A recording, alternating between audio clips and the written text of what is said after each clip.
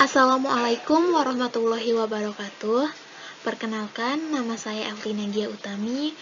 Saya adalah mahasiswi Fakultas Farmasi Universitas Bakti Kencana. Di sini saya akan sedikit berbicara tentang apa itu kimia medisinal. Adapun kegiatan ini saya lakukan untuk memenuhi salah satu tugas mata kuliah kimia medisinal di semester 5 ini. Baik, langsung saja kita masuk ke definisi dan ruang lingkup kimia medisinal.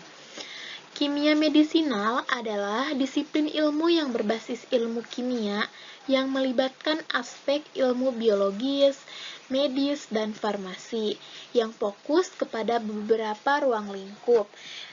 Fokus yang pertama yaitu kepada invensi, penemuan, desain, dan identifikasi serta preparasi senyawa-senyawa yang aktif secara biologis.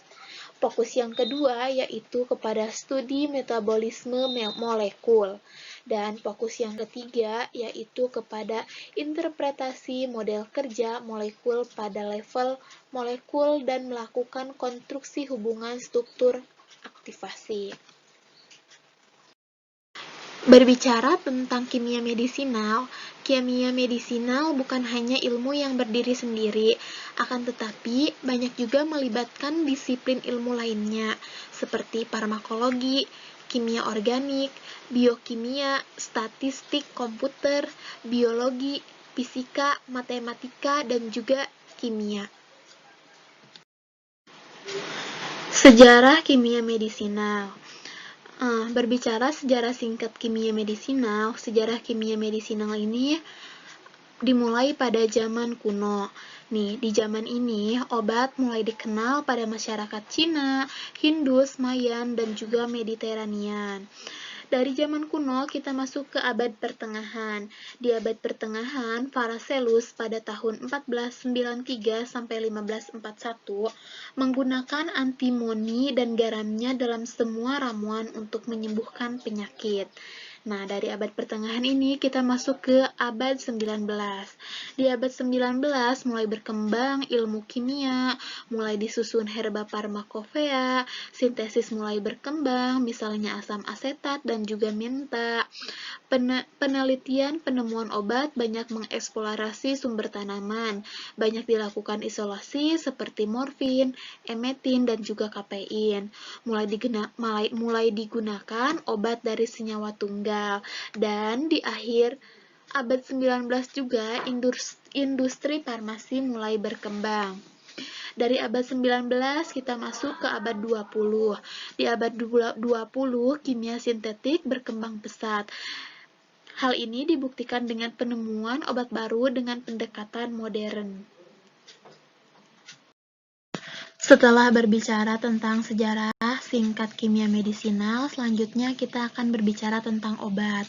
Definisi obat menurut ilmu kimia medisinal adalah setiap molekul yang dapat berinteraksi dengan sistem biologis dan menghasilkan efek biologis pula. Obat ada yang mengatakan sebagai drug, ada pula yang mengatakan sebagai medicine. Para ahli kimia medisinal tidak menyukai istilah drug karena mempunyai konotasi yang negatif. Salah satu contohnya, narkotika dapat dikatakan obat, akan tetapi juga dapat banyak yang menyalahgunakannya. Maka dari itu, mereka lebih suka menggunakan istilah medicine. Ada juga istilah bad drug dan juga good drug. Obat yang baik adalah obat yang digunakan dalam pengobatan suatu penyakit. Hal ini dapat kita analogikan, salah satu contohnya yaitu penisilin. Penisilin yang dikatakan sebagai antibiotik dan dapat mengobati infeksi, pada zamannya dikatakan sebagai good drug. Akan tetapi kesini penisilin mengalami resistensi, sehingga tidak dapat digunakan lagi sebagai antibiotik. Maka dari itu dikatakan bad drug.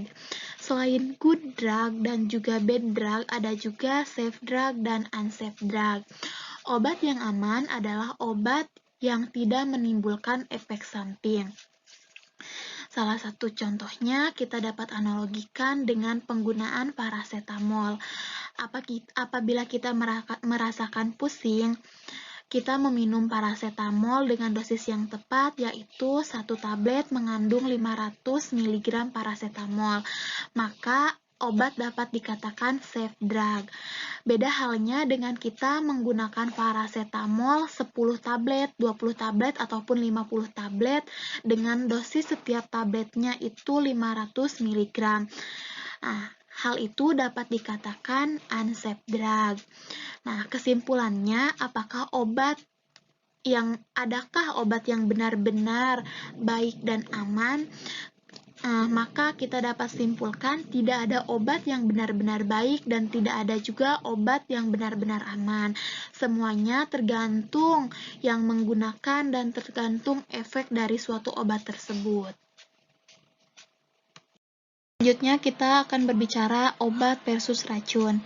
Definisi obat di sini juga mencakup molekul-molekul lain yang tidak digunakan sebagai obat, seperti halnya toksin dan racun.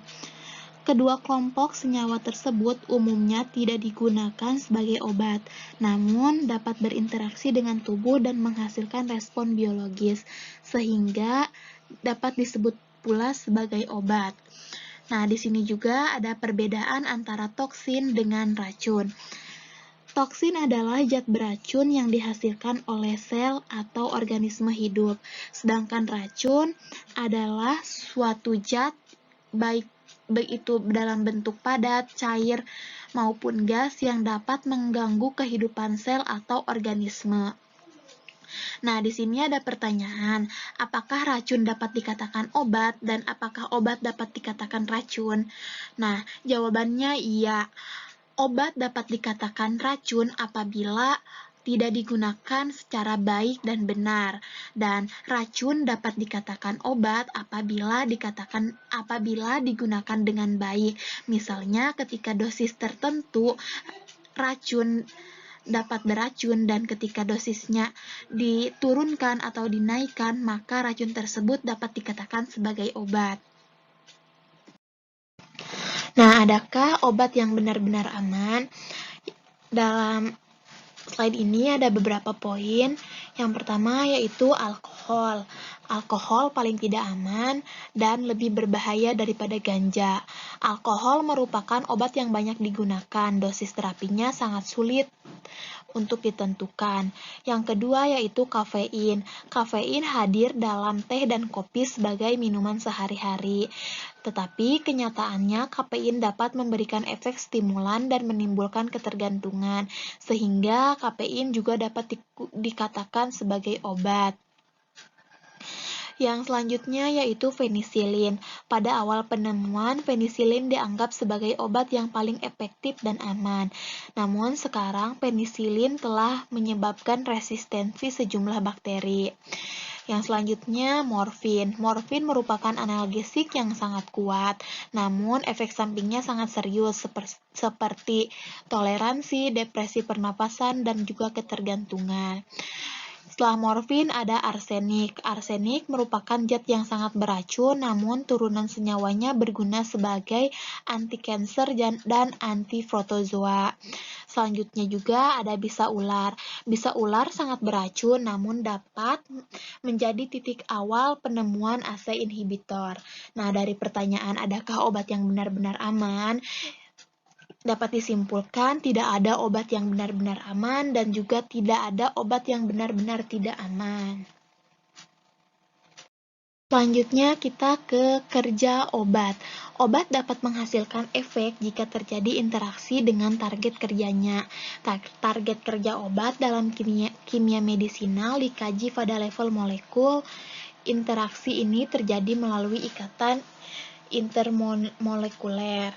Nah, target kerja obat dikaji pada level molekul, karena dengan begitu kita akan benar-benar mengerti bagaimana obat bekerja. Nah, target kerja obat umumnya berupa molekul protein, seperti enzim, reseptor, protein transport, dan juga lain-lain. Nah, di sini dalam gambar ini menganalogikan cara obat bekerja. Nah, di sini ketika obat berikatan dan sampai obat berefek. Nah, ikatan intermolekul ini berupa ikatan yang lemah antar molekul target dan obat. Ikatan ini dapat berupa ikatan ionik, dapat berupa juga ikatan hidrogen, interaksi dipol-dipol, interaksi ion-dipol, interaksi van den dan juga interaksi van den Waals. Setelah membahas kerja obat, selanjutnya kita beralih membahas klasifikasi obat. Nah, klasifikasi obat di dalam kimia medisinal ini berbeda dengan klasifikasi obat berdasarkan undang-undang ataupun yang lainnya.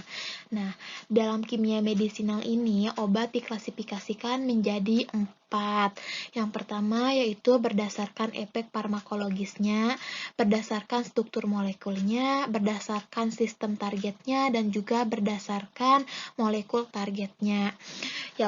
Yang pertama kita bahas berdasarkan efek farmakologisnya.